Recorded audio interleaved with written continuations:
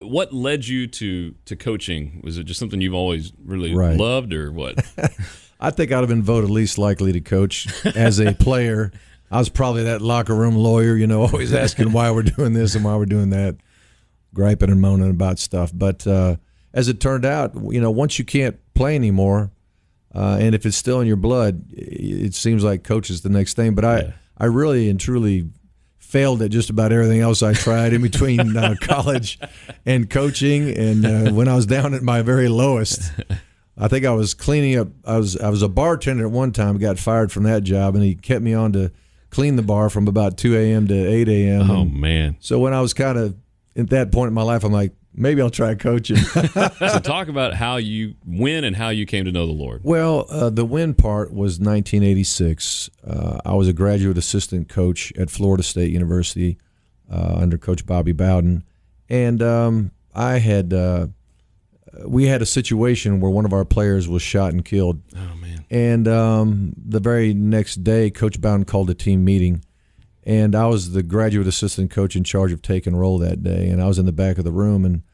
And he basically presented the gospel to the team. He said, man, I don't really know where Pablo is. I don't know where he's going to be for all of eternity.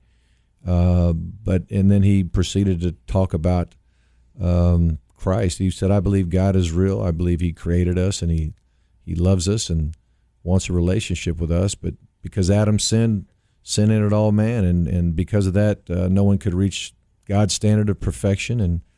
But he also loves us so much that he gave his son Christ to pay that price of the sin in our lives. And so basically he kind of laid out the gospel. But the punchline for me was, he said, men, you're 18 to 22 years old, and you think you're going to live forever, just like Pablo.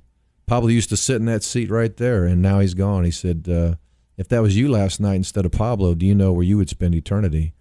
And when he said that to me, I mean, the chills just went up and down my spine, and the hair stood up on the back of my neck. And I knew when I thought about that question, I knew where I'd be, and it was going to be a bad place. So I decided that night that I was going to go see Coach Bowden the next day and pray to receive Christ. So I actually went over to see him, and I said, Coach, I know you were talking to the players about that subject, but do you mind if a young coach comes in and talks to you? And he says, sure, buddy.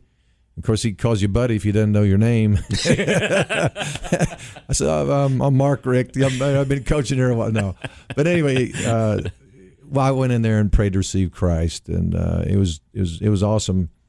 Some seeds were planted in college, but the bottom line was, when I went to college, I was this football player, and I had all these goals and dreams, and when they didn't turn out for me, I began to do things I never dreamed I'd do.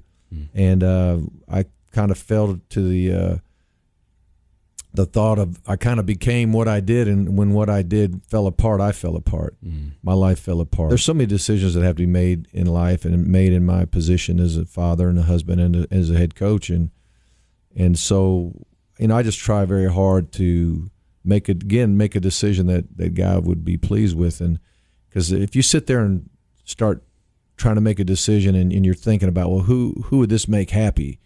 Well, if I do this, the player might be happy, but the athletic director might not, or the media might like it, or the parents might not, or whatever. And you're like, well, who am I trying to please here? And it gets real confusing if you're not careful. But for me, I'm like, what would God really want me to do in this situation? If I put my head on the pillow at night, will I be able to sleep knowing that I at least tried my best to honor God with the decisions that I make? And it kind of simplifies life a little bit. Colossians 3:23 says, whatever you do, do your work heartily unto the Lord, Heartily, meaning do your work the very best you can, regardless of what it is. I think sometimes we get caught up too much on what we do rather than how we do what we do. And I think not only does God want us to do our best, but he wants us to do it unto him rather than man. I mean, if our accountability is to God, that's a whole lot different than being accountable to a boss who, sees you some of the time but doesn't see you a lot of the time. I mean, what are you doing when he's not looking?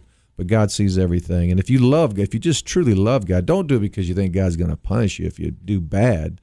You do it because you love God so much you want to please him and honor him. I'm far from perfect. I make all kind of mistakes, right. And there's just so many things that cross your plate that you're trying to do the very best you can. But I'm hoping that the players, number one, know that I love them. I care very much about them. I want them to have success, not only on the field, but in the classroom, in society, and in life. I mean, I truly want them to be a great husband and a great father and a great leader in our community. And that's what drives me with how I coach and the types of coaches I hire and the programs that we put in for these guys while they're here and even beyond. Once they're gone, we have programs to try to help them along the way. So it is a mission to love these guys the way Christ loved me.